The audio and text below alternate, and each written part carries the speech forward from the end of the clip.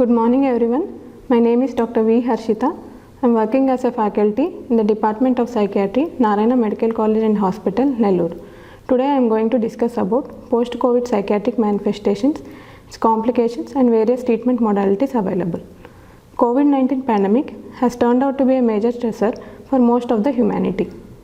According to World Health Organization survey, COVID-19 pandemic has disrupted mental health services in around 93% of countries worldwide, creating the barrier between mental health professionals and patients. Some of the most common psychiatric syndromes observed during the COVID times include post-traumatic stress disorders, anxiety disorders like generalized anxiety disorders, panic disorders, phobias, depression, substance use disorders, and obsessive compulsive disorders. Coming to post-traumatic stress disorder, according to many recent meta-analyses after the outbreak occurred, 33% of people experience post-traumatic stress disorder symptoms during their gradual recovery phase. Risk factors involved in the development of these symptoms include younger age group, healthcare workers who are constantly engaged in giving care to the COVID patients, female gender, persons admitted in intensive care unit, and persons having past psychiatric history, and other medical comorbidities like diabetes, obesity, cardiovascular diseases, and autoimmune diseases. And the symptoms of post-traumatic stress disorder include persistent unwanted thoughts, re-experiencing the trauma, that is, a person may have nightmares or experience flashback of the event.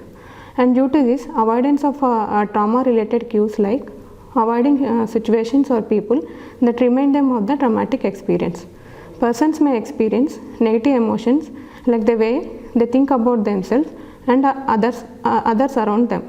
And they also experience hyperarousal symptoms, and functional impairment will also be present, and all these symptoms should be present for at least 1 month to call it as a post-traumatic stress disorder.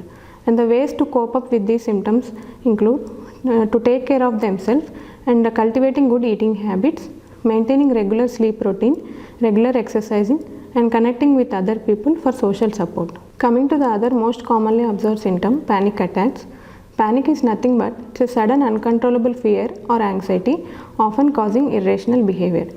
Symptoms peak within few minutes and last for few minutes to hours, and many of these patients feel that they are about to die or lose control or go mad and are worried about future panic attacks.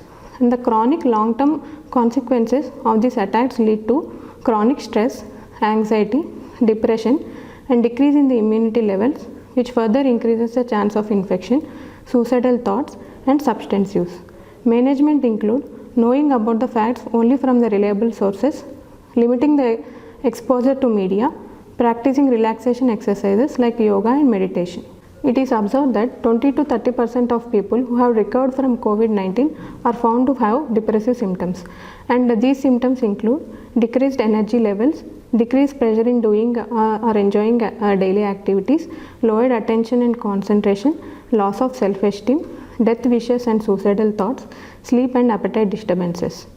And they are also more prone to substance use disorders, and individuals who use these substances, they use actually to overcome the social isolation and as a way to pleasure seeking and to reduce the anxiety and depression.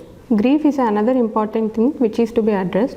Pandemic caused tragic loss of many lives, and people lost their family members, friends and other loved ones, and things can be further aggravated, avoiding the inability to attend the funerals, guilt regarding the inability to save their loved ones, etc. So the steps involved in grieving process include we should acknowledge their feelings of loss and allow them to express their emotions. Allow them to talk about the loved person if possible, helping them to connect with persons who will support them, and helping people solve their problems by finding solutions by themselves. So if you feel either you or your loved ones are suffering from any of these symptoms, please feel free to consult a nearby psychiatrist either through teleconsultation services or outpatient services available. Thank you.